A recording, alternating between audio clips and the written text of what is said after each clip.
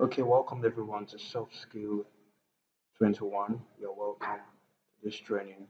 I want you to have a high expectation concerning this training and make sure you benefit.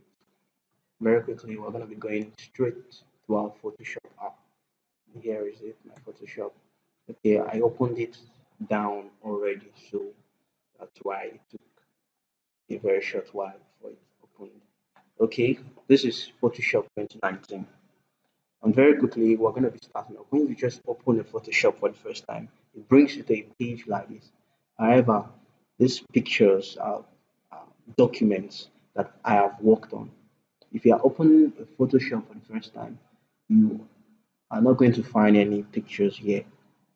Here is just going to be a blank space. But at this left hand side, you have your create new and open. So very quickly, we're going to be clicking on create new as a new document. Okay. Mm, So wait for it. Okay, here we go. Here we have the recent document sizes I've worked on, and here we have saved. I haven't saved any. If you're working on photo, you have default size. You have landscape and portrait format. So these are the if you are printing, perhaps you're doing a sized work like an A4 script, A6, A5, A3, and so on. You come here and you choose. But and if you have intentions to work on art and illustrations, you come here into web or mobile. You can see iPhone X, iPhone iPhone 8, iPhone 12. So there we go. But now we're working on photo. I prefer using photo. And over here, where we have inches, I like working on pixels. So the person who taught me this way. So I like working on pixels rather than inches. So very quickly, my favorite pixel sizes are 1,800. It's 1800.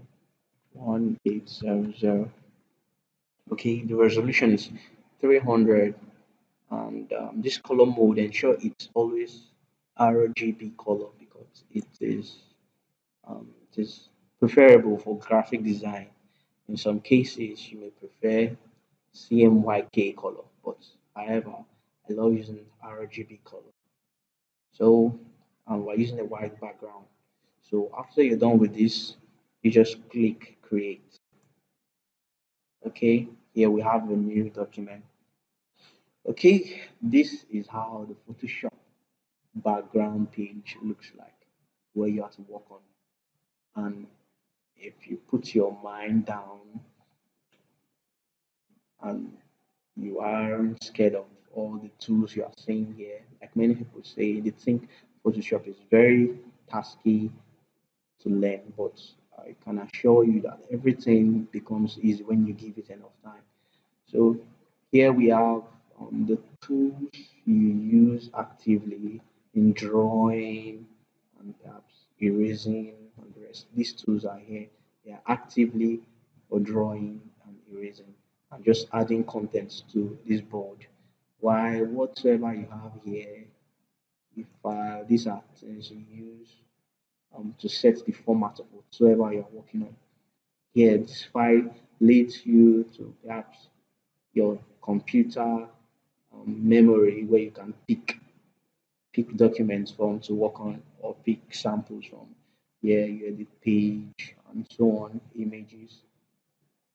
You work on images here, you work on layers here, and you work on types here, types, maybe fonts or text. So here, filters, 3D view windows. This has to do with what you want, adding to what you already have on this display. So that's just basically all. Very quickly, I'm gonna be checking the layers. If you see, you look towards your right and towards the bottom. You see this place is locked.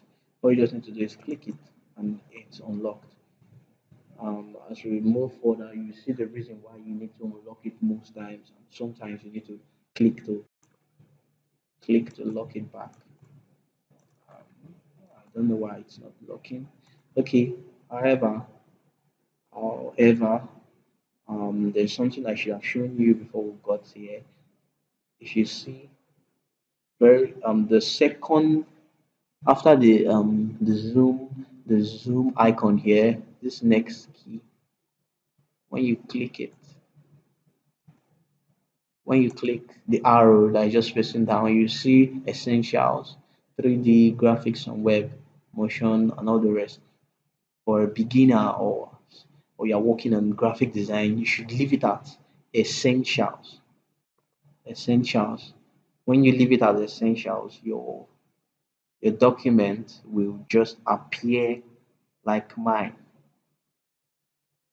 All right, let's check this time. So your document will appear like mine. And when your document appear like mine, that means you wouldn't be having issue. You wouldn't be having issue with trying to locate where I'm clicking, or perhaps some of you, some persons most times say, okay, what you clicked on your own Adobe Photoshop app, I can't find it in mine. Yes, it happens. Let me show you for instance. For instance, you have the 3D workspace. You see, did you observe the change? Some of these icons here were replaced and it was shortened, and many things changed. In fact, many things changed. So it doesn't look the same. Let's look at graphics and web. Everything has changed as well. So basically, we're working on essentials. It's much easier to use because it contains virtually almost everything that you can find here. Okay, so that's that about that. And most times I like, if you watch these, you see there is a shape already, a white page, a white boxes already inside for your workspace. But most of the times I like creating a new layer. This is how you create a new layer. Just look down at your right bottom area. After a button that looks like delete key, like a delete icon, you just the next one, you see it looks like a paper that is folded and transparent. So you just click on it and you see a new layer just appeared here. So I like using this layer. I like removing this. Click on this and just press delete. I delete it. So I like working on a blank page as this. And although I can color it though without forming a shape on it. This is how I color it. Just beneath here, see where I came to this icon. If you take your mouse closer, your yes, your cursor down here, you Photoshop app will bring it up for you. You see create new fill adjustment. So you come here and you create, you could either create a solid color to show you different colors here, different, you just choose different colors. And canceling because I don't want to retain. Come back here, you could also create gradient fill. Uh, okay, you see this gradient fill has to do with mixing two colors. See, so you could use more than one color. Let's assume we use this. So most time I like using this. Then hereafter, you could change the orientation. You could make it radial. You could make it angle, reflected, diamond, and also could also reverse what you're doing. Here the white is up and the black is down. You could click here to reverse. Click, it's reversed. And let's try again. See? So it's as easy as that. I hope I'm not going too fast. That's why the video is going to be in your possession. So you could you could pause, replay as often as you want. Okay? I think that's for that. I'm removing this layer again. I'm just creating a new layer. Delete this. Okay, I'm trying to see how much time I have spent. How much time I've spent. Okay, I can't see. Um, okay, So very quickly, we're gonna be okay. Very quickly, let me define the term graphic design for you. I put down graphic design simply describes a document or an illustration that is made up of shapes, colors, symbols, and text, which communicates the intended message of the author to whoever sees it. That's just the concept. You are combining shapes, you are combining colors, you're combining symbols, you are combining text. When I mean text, I mean alphabets or numbers. And these things, you are using them to communicate a message to whoever is going to read it. Okay. Um, I'm going to be showing you some examples. Watch this. This is an example of a logo, though. But see, you could see a bullet is fired down through. You could see where you have oh yeah. There's an oh yeah, but the O is not complete. But somehow you know what this is, what this definitely, what this spells. It spells SHOT, short. But however, you could as well see that the H is not complete, the O is not complete, the T is not complete. But the orientation of this whole illustration tells you or makes you just create this imaginary H, this imaginary complete H in your mind, and you feel the H is complete. That is because the author or the graphic designer actually succeeded in communicating his message. So his message was is clear enough. Anybody could easily discern this, and this is the sign of a bullet, telling that telling what this whole thing here means.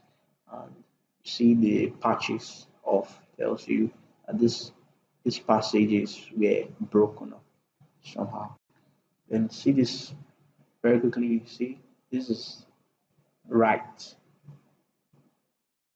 It speaks to your psychology. This arrow is pointing towards the right, and you just could discern that wow, this is a logo. The logo makes a lot of sense. What's this light? So you need to be able to think a lot and be much creative. Look at objects, look at things around you to be able to discern what you are going to create next. And this is what a USB. This is the sign of the USB written. This the USB is written originally, and the shape of the USB also tells this one. So that's just all I'm gonna be showing you for now. Oh, we're gonna be moving in the next video clip. You see how we could create some mini logos by joining shapes. Like I said, all you just need to do all you do in Photoshop is you combine shapes in the right way and you form logos, certain logos, most of the common logos you see around. Just combine shapes, combine colors, and that's all. However, there are rules of the kind of colors you mix together in graphic design. So we get to that in the next video. Thank you for listening.